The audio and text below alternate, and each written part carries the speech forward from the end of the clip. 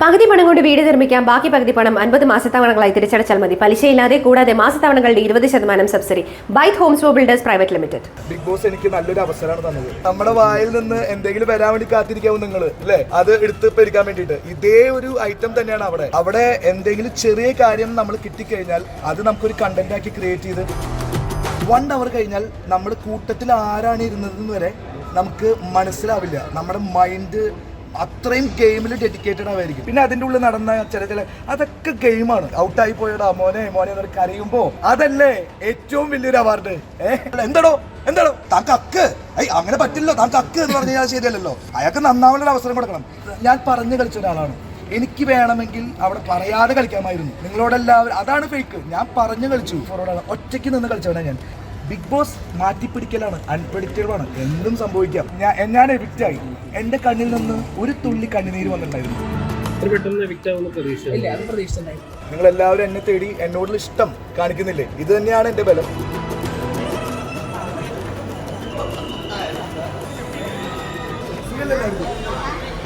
Hello,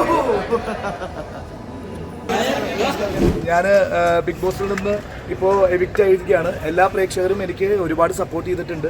അതിന് ഒരുപാട് നന്ദിയുണ്ട്. എൻ്റെ പ്ലേ നിങ്ങൾക്ക് എല്ലാവർക്കും ഇഷ്ടപ്പെട്ടില്ലേ? ഇഷ്ടപ്പെട്ടു? ഓക്കെ.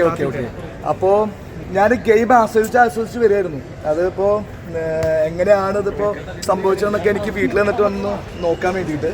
അപ്പോൾ നിങ്ങളെല്ലാവരും ഇത്ര നേരം കുറെ കാത്തിരുന്നു അല്ലേ? ഓക്കെ. അപ്പോൾ പെട്ടെന്നുള്ള പുറത്താക്കൽ പ്രതീക്ഷിച്ചിരുന്നു? ഞാൻ പെട്ടെന്നുള്ള പുറത്താക്കൽ എന്ന് പറഞ്ഞാൽ ഞാനൊരു നല്ല ഗെയിമറായിരുന്നു എന്ന് എനിക്ക് വിശ്വാസം ഉണ്ടായിരുന്നു.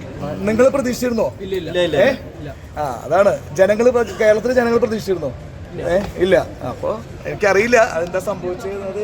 എനിക്ക് വീട്ടിൽ വന്നിട്ട് കാര്യങ്ങളൊക്കെ നോക്കണം. അത് എങ്ങനെയാണ് സംഭവിച്ചത് നമുക്ക് അറിയില്ല. അതായത് നോക്കാം. എന്തായാലും ബിഗ് ബോസ് എന്ന് പറഞ്ഞ പ്ലാറ്റ്ഫോമിൽ ബിഗ് ബോസ് എനിക്ക് നല്ലൊരു അവസരമാണ് തന്നത്.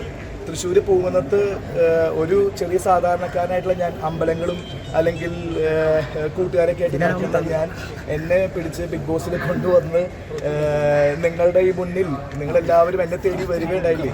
അതിന് ഏറ്റവും വലിയൊരു ഭാഗ്യമാണ്. ഞാൻ ബിഗ് ബോസിലേക്ക് പോകുമ്പോൾ ഒരാൾ പോലും ഉണ്ടായിരുന്നില്ല. ഇപ്പോൾ നിങ്ങളെല്ലാവരും എന്നെ തേടി എന്നോടുള്ള ഇഷ്ടം കാണിക്കുന്നില്ലേ? ഇത് തന്നെയാണ് എൻ്റെ ബലം. അപ്പോൾ നിങ്ങൾ എന്താണ് പറയുന്നത്? അതായത് എന്താണ് ചേട്ടനല്ല പുറത്താവേണ്ടതെന്നാണ് പുറത്തുള്ള പ്രേക്ഷകർ പറയുന്നത്. കാരണം വെറുതെ ഇരിക്കുന്ന ആൾക്കാരെ അവിടെ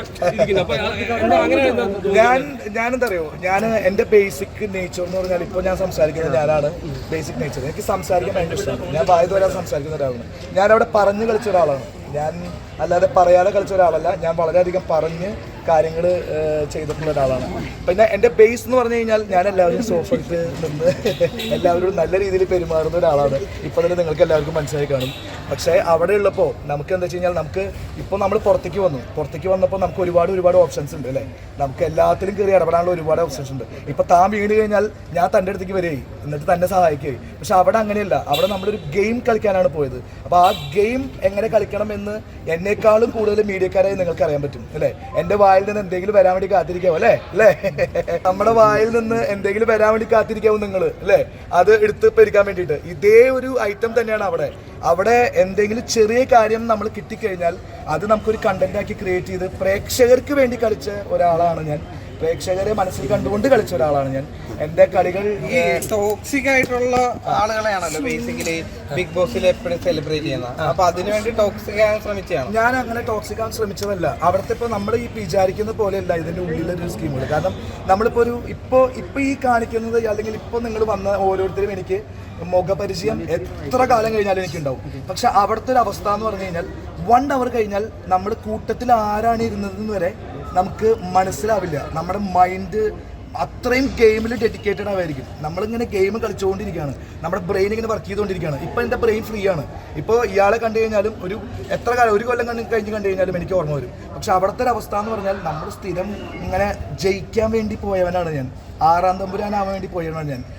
ഞാനാണ് 1ാം തമ്പുരാനായിട്ട് ഇവിടെ നിൽക്കുന്നത്. എൻ്റെ ഒരു അവസ്ഥ നിങ്ങൾ ആലോചിക്കും. പ്രസ്താവനകൾ തെറ്റിപ്പോയെന്ന് തോന്നുന്നുണ്ടോ? പ്രസ്താവനകൾ ഞാൻ അതൊക്കെ നമുക്ക് പിന്നെ സംസാരിക്കാം. അതൊക്കെ നമ്മൾ ഞാൻ പറയുന്നത് അറിയോ, അങ്ങനെ തുറന്ന് പറയാൻ എന്നോട് നിങ്ങൾക്ക് സ്നേഹമുണ്ടല്ലോ, അത് കാരണമാണല്ലോ നിങ്ങൾ എല്ലാവരും എൻ്റെ അടുത്ത് വന്നത് അല്ലേ.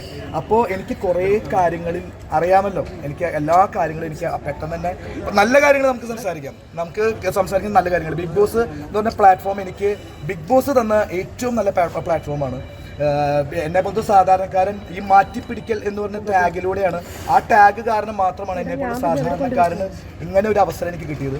അതെനിക്ക് യൂസ് ചെയ്യാൻ സാധിച്ചു എന്ന് ഞാൻ വിചാരിക്കുന്നു.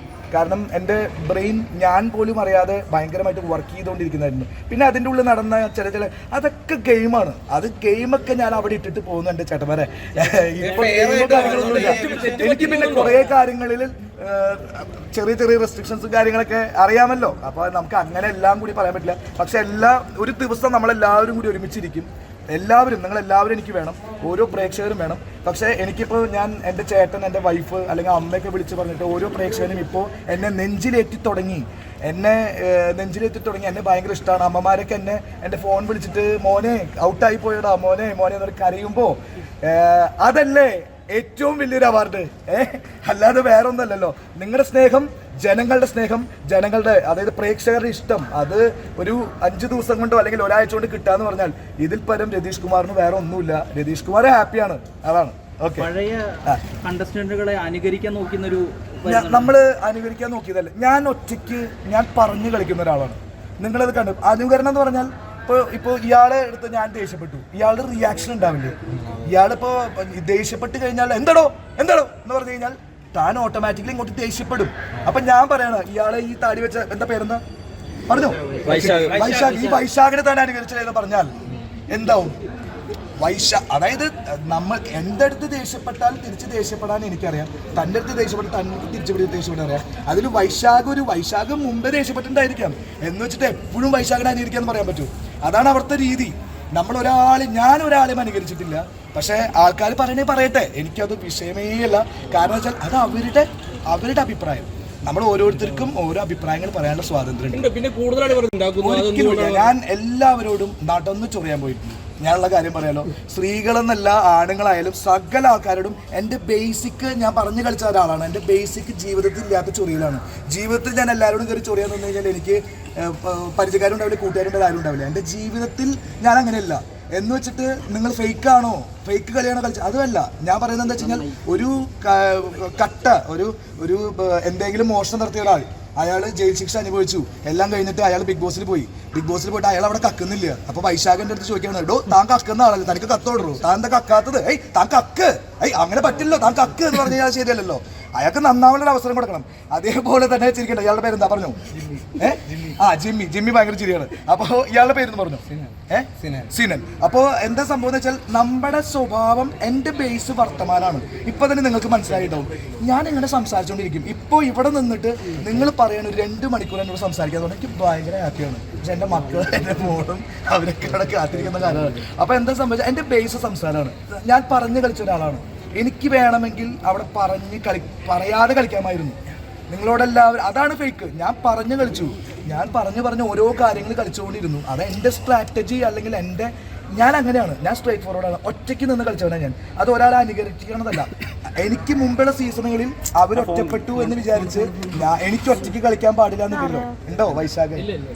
ദയവ് ചെയ്ത് പറയണം, എന്നെ കൊല്ലരുതേ. അല്ലെങ്കിൽ ഞാൻ പറഞ്ഞില്ല, എല്ലാവരും നല്ല ഗെയിമേഴ്സാണ്. ഞാൻ ബിഗ് ബോസിൽ പോകുമ്പോൾ വിചാരിച്ചത് 19 പേരുണ്ടെങ്കിൽ അതിൽ 18 പേരും എന്നേക്കാളും വളരെ കഴിവുള്ള ഒരാളാണ് ജിമ്മി.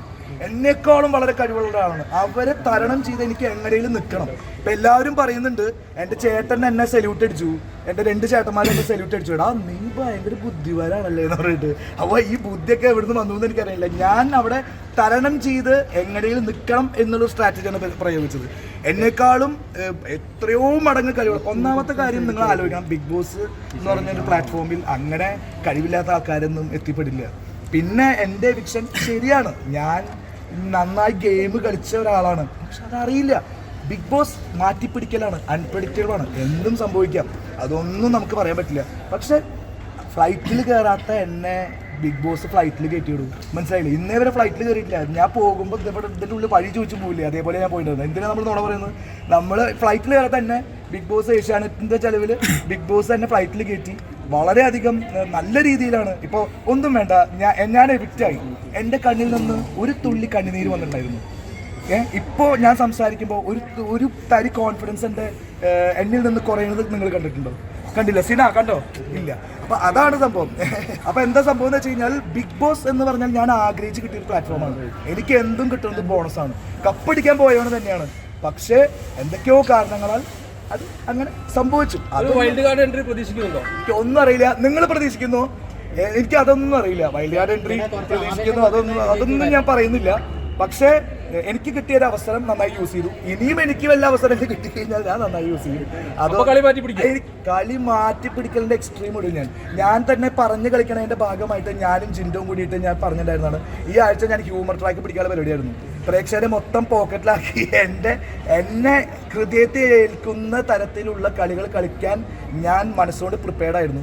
ജിൻഡോന് ഞാനും കൂടിയിട്ട് ഒരു കളി കളിക്കാനുള്ള പരിപാടിയായിരുന്നു. അത് കുറേ സിനിമകളിലെ ആ ഒരു സാധനങ്ങളൊക്കെ നിങ്ങൾക്ക് അത് കാണാം. പക്ഷെ അത് എൻജോയബിൾ ആയിട്ടുള്ള ഒരു സാധനമായിരുന്നു. കാരണം ജിൻഡോ എനിക്ക് അത്രയും നല്ലൊരു വേണ്ടപ്പെട്ട ഒരാളായിരുന്നു. ജിൻഡോ എൻ്റെ കൂടെ നിൽക്കുന്ന, ഞാൻ പോകുന്നപ്പോൾ ഏറ്റവും കൂടുതൽ കരഞ്ഞത് ജിൻഡോ ആണ്. പക്ഷേ ഞാൻ അവിടെ ഓരോ കണ്ടസ്റ്റന്റിനെയും, അത് ടെലികാസ്റ്റിങ്ങിന് വന്നോന്ന് എനിക്കറിയില്ല, ഞാനൊരു ഗെയിമറാണ്. ഞാൻ ഗെയിം ചെയ്യാൻ വേണ്ടിയിട്ട് പോയതാണ്. 19 പേരും എനിക്ക് എതിരാളികളാണ്. താനിപ്പോൾ ഗെയിം കളിക്കുന്നത് മോശമായി പോയാൽ ഞാൻ അവിടെ ചെന്നിട്ട് താൻ ഗെയിം കളിക്കുന്നത് മോശമാണ്, താൻ നന്നാവും പറയേണ്ട കാര്യം എനിക്കില്ല. പക്ഷെ ഞാൻ അവരെ മോട്ടിവേറ്റ് ചെയ്തു. എന്തുകൊണ്ട്? എനിക്ക് എനിക്ക് തന്നെ മോട്ടിവേറ്റ് ചെയ്ത് താൻ എൻ്റെ തലയിൽ കയറി നിരങ്ങണം. അപ്പോഴാണ് എനിക്ക് തന്നെ വെട്ടി വീഴ്ത്താൻ പറ്റുള്ളൂ. ആ ഗെയിം സ്ട്രാറ്റജി ഇതുവരെ ആരെങ്കിലും ചെയ്തതായിട്ട് എനിക്കറിയില്ല. ഉണ്ടോ ഇയാള്? അപ്പോൾ എന്താ സംഭവം എന്ന് വെച്ച് കഴിഞ്ഞാൽ ഞാൻ അവിടെ ഫൈറ്റ് ചെയ്ത് ഒരു വേറെ തരത്തിലുള്ള ഗെയിം സ്ട്രാറ്റജി ആയിരുന്നു. പാളിപ്പോയി എന്ന് ഞാൻ വിചാരിക്കുന്നില്ല. പാളിപ്പോയെങ്കിൽ ഇക്കണ്ട ക്യാമറകൾ എൻ്റെ മുമ്പിൽ വരില്ലായിരുന്നു. ഇപ്പൊ നിങ്ങളെല്ലാവരും വരുമ്പോഴാണ് എനിക്ക് മനസ്സിലാവുന്നത്. നിങ്ങളെല്ലാവരും ശ്രദ്ധിച്ചു. ഞാൻ പഴം പിഴുങ്ങിയ പോലെ ഇരുന്നാ എൻ്റെ വൈശാഖെ നിങ്ങൾ എൻ്റെ അടുത്ത് വന്ന് ഈ മൈക്കൊക്കെ പിടിച്ച് സംസാരിക്കാം. നമുക്ക് ഇനി പിന്നെ സംസാരിക്കാം. ഇത്ര നേരം ഞാൻ സംസാരിച്ചു, പിന്നെ സംസാരിക്കാം. നിങ്ങളെല്ലാവരും എന്നെ സ്നേഹിച്ചു. അതിന്റെ തെളിവാണ് നിങ്ങളെല്ലാവരും എൻ്റെ അടുത്ത് വന്നത്. പൈസയിൽ യുദ്ധം തുടങ്ങിയിട്ടേ ഉള്ളൂ, കമ്പനി കാണാൻ കിടക്കുന്നേ ഉള്ളൂ. ഇനിയും എന്നിൽ നിന്ന് നിങ്ങൾ എന്തെങ്കിലും പ്രതീക്ഷിക്കുന്നുവോ അതൊക്കെ വരാൻ ദൈവം എന്നെ അനുഗ്രഹിക്കട്ടെ. എല്ലാ പ്രേക്ഷകരും എൻ്റെ കൂടെ നിൽക്കട്ടെ. ഗെയിം കളിച്ച് മതിയായിട്ടില്ലടൂ. അവിടെ ഒരു ഫേക്ക് പ്രണയം തുടങ്ങിയായിരുന്നല്ലോ, അതൊന്ന് പൊളിക്കാൻ ആരാ പറഞ്ഞത് ഫേക്കാന്ന്? ഞാൻ പറഞ്ഞു. നിങ്ങൾക്ക് ബിഗ് ബോസിൽ ഉണ്ടായിരുന്നു, വൈൽഡ് കാർഡ് ആയിട്ട് ഉണ്ടായിരുന്നു. പിന്നെ എങ്ങനെയാണ് അത് ഫേക്കാന്ന് പറയുന്നത്? അത് പ്രണയം ആരാ പറഞ്ഞത്? പ്രണയമായിട്ട് തോന്നി. അത് ഞാൻ അവിടെ പറഞ്ഞിട്ടുള്ളതാണ്. ഇടാ, നിങ്ങൾ അകലയിൽ നിന്ന് കാണുമ്പോൾ എനിക്കും അത് തോന്നി. ഞാൻ പറഞ്ഞു കണ്ടുണ്ടായിരിക്കാം ചിലപ്പോ. അത് പ്രണയമാണോ അല്ലെന്ന് എനിക്ക് തന്നെ അറിയില്ല. മനസ്സിലായില്ലേ? അത് അവരുടെ ഫ്രണ്ട്ഷിപ്പ് ആയിരിക്കാം, അല്ലെങ്കിൽ പ്രണയം. ഞാൻ അതൊന്നും ചിന്തിക്കുന്നില്ല. കാരണം എൻ്റെ മൈൻഡ് ഫുള്ള് ഗെയിമാണ്. സത്യം പറയാലോ, ഗെയിം കളിച്ച് മതിയായിട്ടില്ല. ഇപ്പോഴും എനിക്ക് ത്രില്ഡാണ്. എനിക്ക് ഗെയിം കളിച്ച് മതിയായിട്ടില്ല. എന്നിൽ നിന്ന് കുറേ കാര്യങ്ങളുണ്ടായിരുന്നു, അതൊക്കെ പോട്ടെ. ഇപ്പോഴും ഞാൻ ഹാപ്പിയാണ്. എൻ്റെ ബിഗ് ബോസ് മൊത്തമാണ്. Okay, thank you. വീട്ടിലിങ്ങനെയല്ല. പക്ഷെ ആള് പറയുന്ന സ്റ്റാൻഡിൽ ആൾ ഉറച്ചു നിൽക്കും. ഈ ജാണിമാണിയായിട്ടുള്ള ഒരു ഇഷ്യൂ ഉണ്ടാക്കിയിട്ടുണ്ട്. അതെങ്ങനെയാണ് ചേച്ചി നോക്കി കാണുന്നത്? അയ്യോ, അതിനെ കുറിച്ചൊന്നും എനിക്ക് കൂടുതലൊന്നും പറയാനില്ല. അതിനെക്കുറിച്ച് ഇല്ലേ കൂടുതലൊന്നും പറയില്ല അതിനെക്കുറിച്ച്. ഈ സുരേഷ് ഗേ എന്നൊക്കെ വിളിച്ചൊരു ഇതുണ്ടായിരുന്നു. അപ്പൊ അതിനെക്കുറിച്ച് ചേച്ചി എന്താ പറയുന്നത്? അല്ല, അതിനെ കുറിച്ചൊന്നും എനിക്ക് കൂടുതൽ കമന്റ്സ് ഒന്നും ഇല്ല അതിനെക്കുറിച്ച്. ഇത്ര പെട്ടെന്ന് വിക്റ്റാവുന്ന പ്രതീക്ഷ ഇല്ല, അത് പ്രതീക്ഷിച്ചിട്ടുണ്ടായിരുന്നില്ല. ഇത് ഗെയിം പ്ലാൻ ആയിരുന്നു, രതീഷേന്റെ ഒരു ഗെയിം പ്ലാൻ ആയിരുന്നു. ആയിരിക്കാം. രതീഷേട്ടൻ ഇന്നലെ പുറത്തേക്ക് ഇറങ്ങുമ്പോൾ എല്ലാവരും പറഞ്ഞു എന്റെ ഗെയിം പ്ലാൻ ആയിരുന്നു, ഇങ്ങനെയല്ല, ഞാൻ ഇങ്ങനത്തെ ക്യാരക്ടറല്ല, ചൂടാവുന്ന ക്യാരക്ടറല്ല. ഇങ്ങനത്തെ ക്യാരക്ടറല്ല. ദേഷ്യമുണ്ട് ആൾക്ക്, ദേഷ്യം കുറച്ചുണ്ട്, ദേഷ്യമുണ്ട്. പക്ഷെ ഇത്രയും ദേഷ്യം ഉണ്ടായിരുന്നില്ല. അത് എനിക്ക് തോന്നുന്നു ആളുടെ ഗെയിം പ്ലാൻ തന്നെയാണെന്ന് എനിക്ക് തോന്നുന്നു. രതീഷേട്ടൻ നേരത്തെ വന്ന ആരെങ്കിലും ഇന്റർവ്യൂസോ അങ്ങനെ ആരെങ്കിലും എടുത്തിട്ടുണ്ടായിരുന്നോ കയറുന്നതിന് മുമ്പ്? ഇല്ല, ആരും വന്നിട്ടില്ല. രതീഷേട്ടൻ ശരിക്കും എന്താ ചെയ്യുന്നത്? രതീഷ് എന്ന ആളെ ബിസിനസ് ചെയ്യുന്നുണ്ട്.